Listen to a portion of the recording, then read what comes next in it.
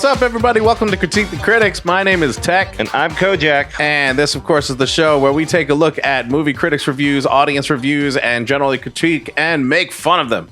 Yes, for example, someone said this about Harry Potter and the Prisoner of Azkaban, and by someone, I mean Jeremiah Lewis from Film Threat. An actual professional critic said 2.5 hours of neck-cramping semi-entertainment. Sounds like his wife. Oh, man. It also sounds like he did. It's not that he didn't like the movie. It sounds like he got a shitty seat. Right? Yeah. I mean, anyone bitches at front row. Yeah, for sure. It doesn't mean the movie's bad. It means you waited too long. It means all you could do was see half of a nipple. Yeah. In the far right corner of an IMAX. What? What were you watching? Jurassic Park. Ah, well. All right, so today, of course, we're going to take a look at audience reviews on Rotten Tomatoes. Yes. We're going to tell you some ridiculously funny fake facts about the Harry Potter universe. And first, we're going to start by reading a professional critic's review of The Prisoner of Azkaban. On the most professional website we could find. On the worst website ever. It's efilmcritic.com. This is Eric Childress. Childress? Child Dress. That is a weird name, but there you go. I don't know. Let's see what Eric has to say. See if you can read it with all these formatting errors. I don't understand how he reviewed a movie from the early 2000s on a website from 1991. 2 years ago, after a screening of the second Harry Potter film, Chamber of Secrets, a colleague who had read the subsequent books started talking about them. Since I had just left what I firmly believe was a vast improvement in the cinematic treatments over the original, I stopped him from revealing any sort of details. Harry Potter had finally hooked me. After years of not reading the books, waiting for the movies, and walking out of the Sorcerer's Stone quite disappointed, I was ready. As much as I felt the urge to pick up the third and possibly fourth text now readily available to quench my anticipation for how Harry's adventures would play out, I chose to just wait for the movie. I have no problem with anybody doing that. No, if you don't want to read the book and you want to watch the movie, that's fine. This is one reason we can still be friends is I don't read the book. What would that matter? Mm-hmm. That ends a friendship if someone reads? No, it's just that you're okay with it. Oh, that would be really. I find it really weird when someone's not okay with that. I could have just let my friend spill the beans, since part 3 is more of a bridge than anything else. It was really hard to find a review that still existed online, by the way. Yeah. As you can tell by this is what we found. A lot of the links that I had for a few of the movies that we were looking up were just dead links, and I was like, moving on, Yeah. Young Harry, Daniel Radcliffe, is starting to move away from his young status. Well, all right. Sure, he's only 13, but we all know what's going on with that age. Wow. I don't understand how that's relevant. We know what happened to Drew Barrymore, so... Right? Yeah. We all know what your hairy underarms and your penis does by that point. You know what I'm saying? You have no control. Yes. Exactly. None. Don't wear sweatpants out in public. That could be why Harry hides underneath his bed sheets, dreading a walk-in from his uncle. Really? Right? Oh... That's why Dobby was so terrified. Of the sock. Yeah. Of the sock. Come on, Harry. What kind of spells are you really practicing under there? And Gorgio. Yeah, of course. That's where we were all going to go. Of course. Yeah. There's also an object with munching teeth that can only be soothed by stroking its pelt, but I won't get into that. But you kind of just did. You kind of just, yeah. It's like, I'm not trying to be a dick, but watch me be a dick. Mm-hmm. No offense, but here, I'll offend you now. Yeah. I'm not racist, but... Yeah. We'll get a dessert and share it. Fuck you, Karen. He's also budding that adolescent anger that puts a glass bubble between him and authority. When you've been subjected to as much abuse as Harry has from Uncle Vernon, a dangerously huge Richard Griffiths, and Aunt Petunia Fiona Shaw, that fury manifests tenfold. Dangerously huge.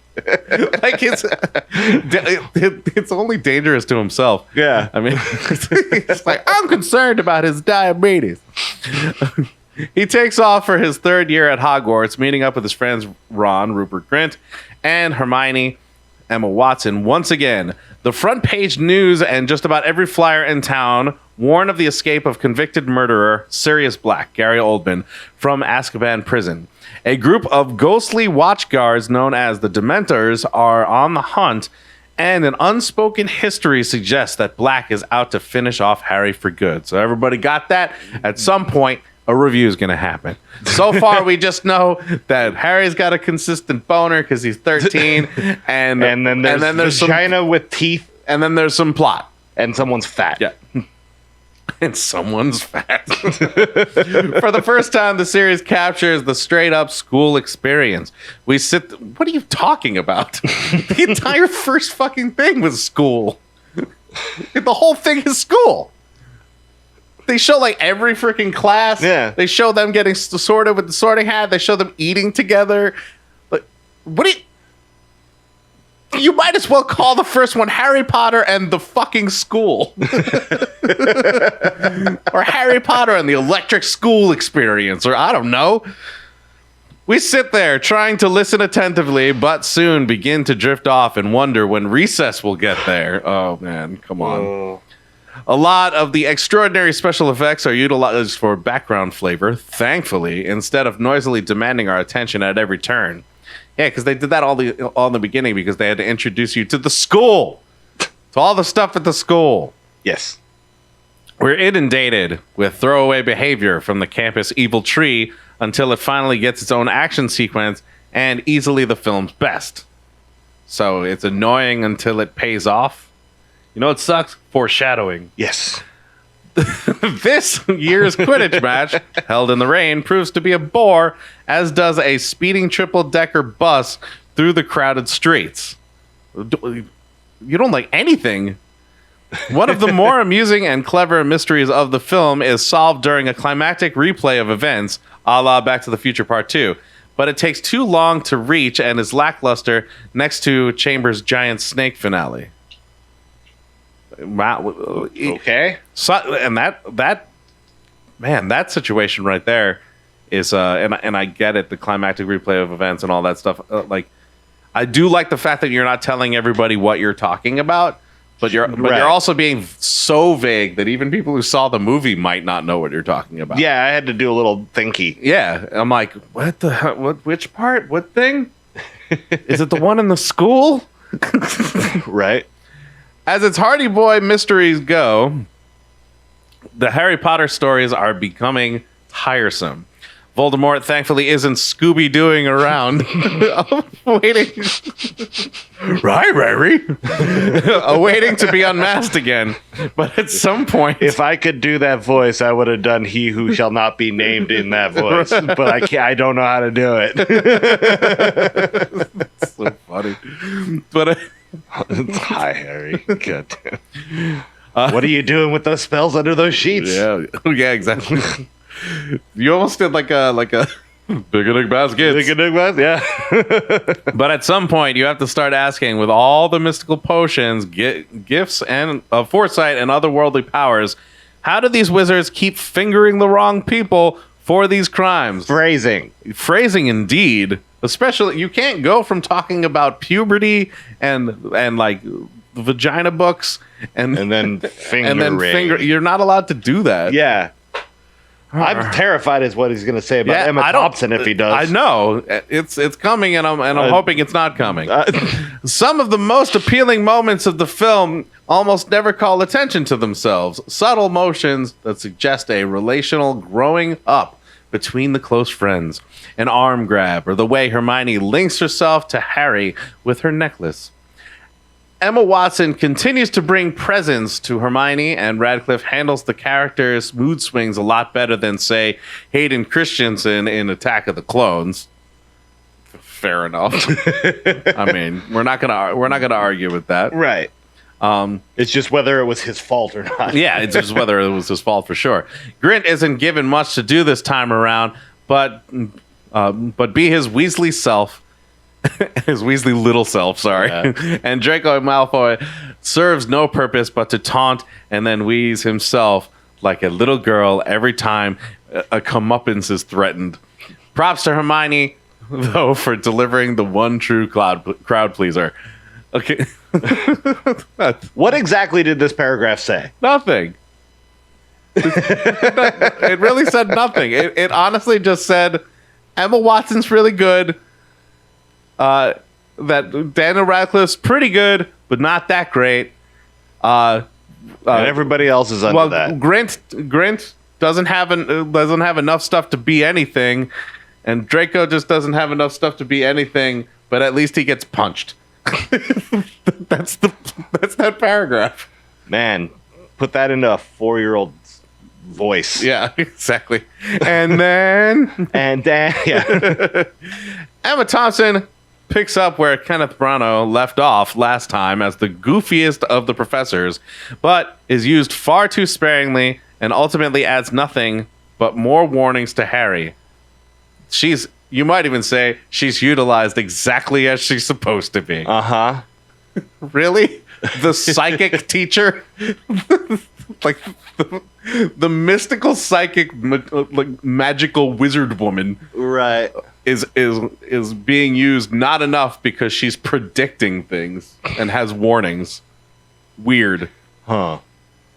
Does anyone ever have good news for this kid? The best performance. I'm sorry, that's stupid. The best performance in the film belongs to David Thewlis as the latest 1-year term defense against the arts teacher Remus Lupin with his own brand of "Don't ask, don't tell." I mean, you're forgetting that Gary Oldman and Alan Rickman are both in this movie. Yeah, I think like he also did an amazing job, but like it's hard to pick when you have two powerhouses like that. Just don't rack your brain too hard about the mystery werewolf roaming around. He becomes a compassionate father figure for Harry, who is longing for a better home life, and for a brief shining moment, it's great to see him, Oldman, and Alan Rickman all standing in a room together. Oh. This doesn't review anything. It's nothing. This really doesn't review the movie at all. Well, there's 2 paragraphs left. Maybe we'll get an actual review, because so far, like, there's no substance to this review whatsoever. Like, leaving this, I almost feel like leaving this review, I'm not even going to know if what you knew coming into it. Well, if he liked it, right? So there's, I don't know if you liked it so far. I also don't know if I should see it. Like, if I've never seen it, I have absolutely no clue. I'm walking into this like, I guess. Like, even if I've seen the other 2, I'm like, maybe. Like, I have no idea.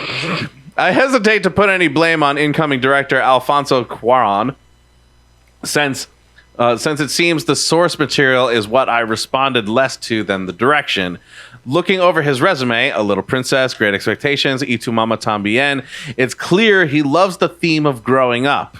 So apparently you do, but for different reasons. You dirty bastard. Or simply having adults terrorize children.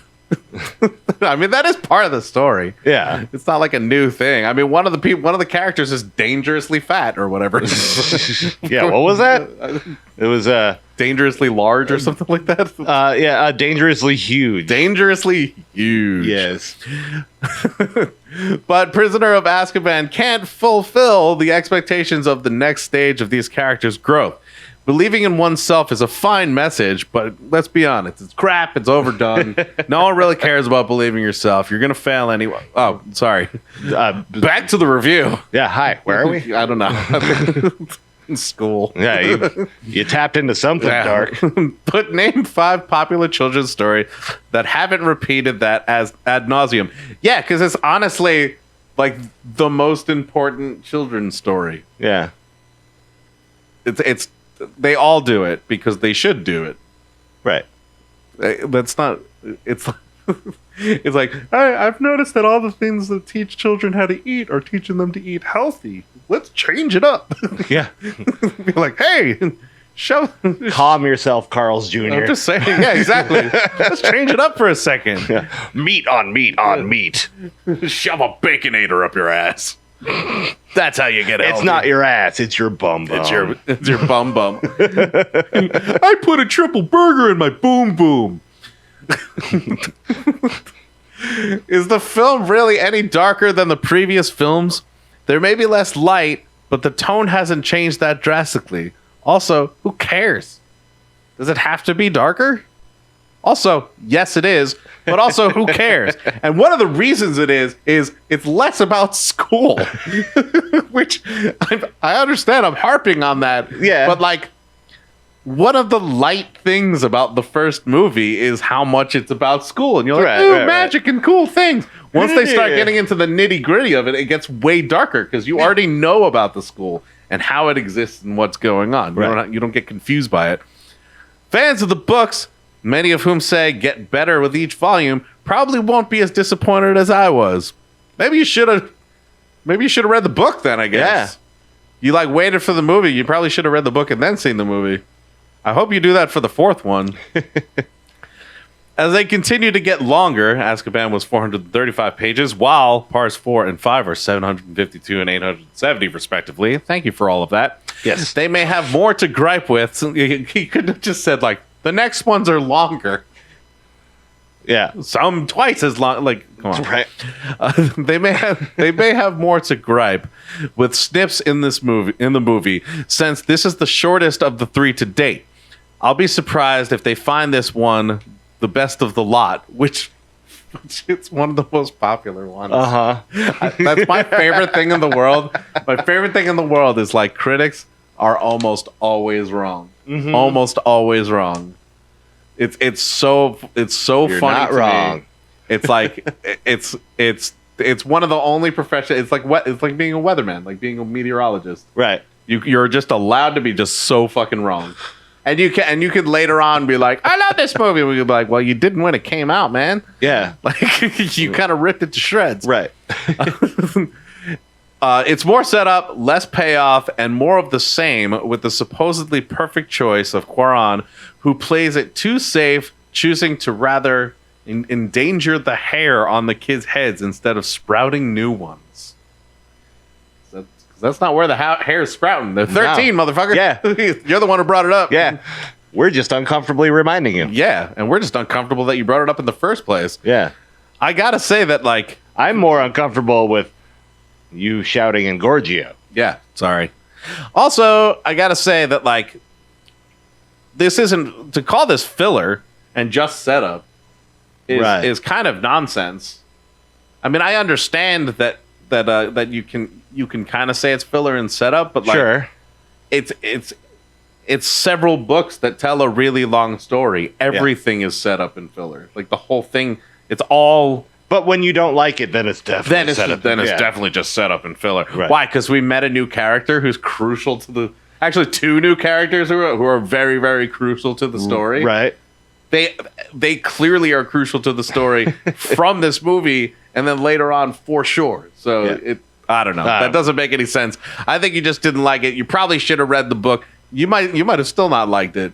But you definitely have your foot in your mouth, because this became one of the favorite ones. It happens to be my favorite one. Yeah. I think it's the best one. Go back under your sheets. Gross. And now is the part of the show where we read completely and utterly fake facts about Harry Potter. Trust me, these are not real facts. Kevin Spacey was originally cast as the role of Severus Snape, but due to the foresight of the producers and the amount of young boys in the cast, they went with a better human being. It's technically pronounced Wingardium Leviosa, not Leviosa. Almost every take where someone had to refer to the Quidditch position beater was ruined, because that's hilarious. And now... It was Kojak was just saying it's apropos that we happen to read the beater fake fact after reading an entire review about a guy talking about Harry Potter getting boners in the bedroom. Harry Potter and the boners in the bedroom. Exactly. All right, now's the part of the now's the part of the show where we're gonna read audience reviews from Rotten Tomatoes about Prisoner of Azkaban. Why don't you start this one All up? right. Funcar said, "This is essentially a kid's feel-good movie. Not very entertaining. Feel-good? Man, this one ends on the darkest turn of all of them." Yeah, this is a very dark movie. I know that the critic we read the review of didn't think it was dark and only thought It's it was... also a dark movie. It's not like it's the darkest of them. Yeah, it's very dark. It's everything about it is dark. It's not. Right. There isn't a lot happy about this movie. No. So I mean, it's. But also, I mean, Like, if this movie was standalone, no one would like it as much. Yeah. Because if it just started and ended and was just this microcosm of a movie, it would be like, you just be empty. Yeah. Also, if it's a movie that's making kids feel good, then it is entertaining. Right. So you can't say it's essentially a kids feel good movie and it's not very entertaining because it is. You like by definition because Right. it made children feel good. You might hate children. Well, Understandable. I get it. yeah. Seeing that the movie was supported with an ending as the book, it ruins. Wait, what? Seeing Go ahead, try. Seeing that the movie was supported with an ending as the book, it ruins it for those who don't even read the story first, which is what makes it end, and such a horrible view for Harry Potter. Do not adjust whatever you are listening to this on or watching this. What the hell did they just say? I think that they're saying that for those who didn't read the book, this spoils the book for them. I think you're right. I think. But yeah, but that's stupid. Because of course it does. Because that means that they would want a different ending for the movie. Right. End it differently in the movie so that you don't spoil the book is what that would be. Uh-huh. Man, if you really want to piss people off who like the book, Right. change the ending of the Harry Potter book. Yeah. In the movie. That would Right. man. Yeah. Oh man. Next one is such a poor written film with no fix, but a copy mostly of the book. So is it a bad book? It's a copy of the book. Uh-huh. Which is very disappointing because the ending's the same. Right, and it ruins it for those who haven't read the book. Yeah, man. It's like a vicious cycle. We're just in a circle of crap. You know what I mean? Walter, why? I don't. Yeah. How do you watch it? Oh, watch. Sorry. How do you watch it? That's the best. This happens a lot on Rotten Tomatoes, where someone's review is someone who hasn't been able to watch it and they can't figure out where they can They find think it. they can go to Rotten Tomatoes to watch it? Yeah, they're like, maybe I can watch it here, and then it's like, how do I press play? Where's the play button? Every time I click on the movie poster, it just shows me a bigger movie If poster. I give it a low rating, Yeah. maybe someone will pay attention to me. Well, that's the funny thing, too. It's 2 out of 5 stars for how do you watch it? Or maybe they're just curious how other people watch this film. right. It's know what I either mean? like I do it, they Pat. don't know what Rotten Yeah. Tomatoes is, or people are like, how the fuck did you sit through this? Yeah, that's possible. Or maybe they're just like, I watch it with no pants and ice cream. How do you watch it? It's possible. Oh, not saying that one. All right.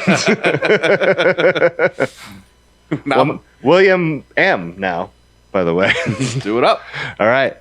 The British boy must time travel and solve the mystery of Commissioner Gordon, the werewolves, and his friend's pet mouse.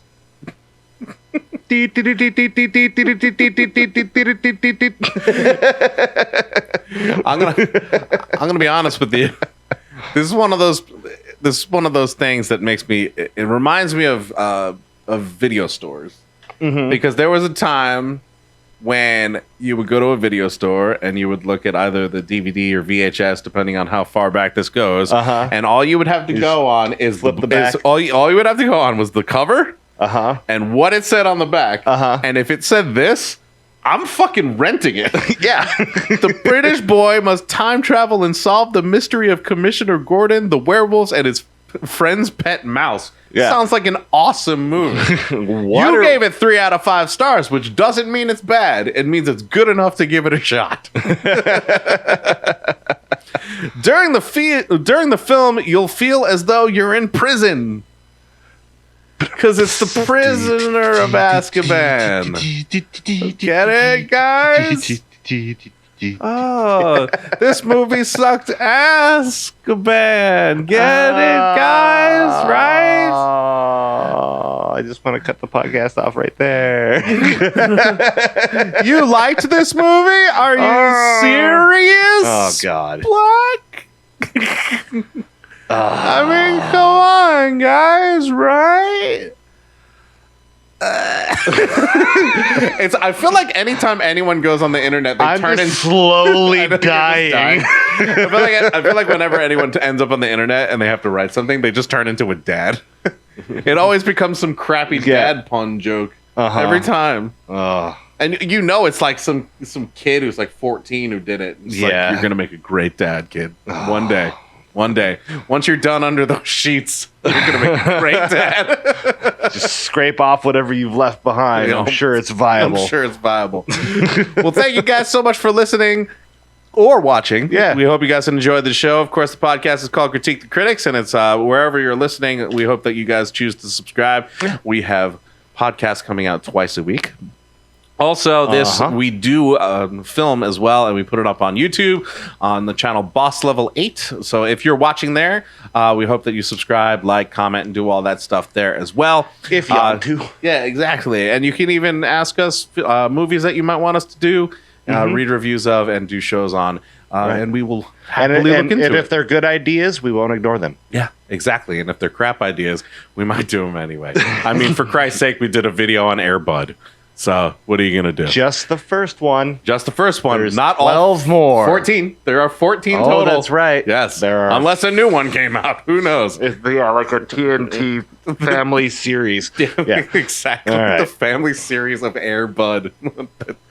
It's going to be the Jamaican one where they're all high. It's like, oh, that's what you mean by bud? All right, everybody. Thank you so much once again. And until we see you next time, geek out and game on. Bye.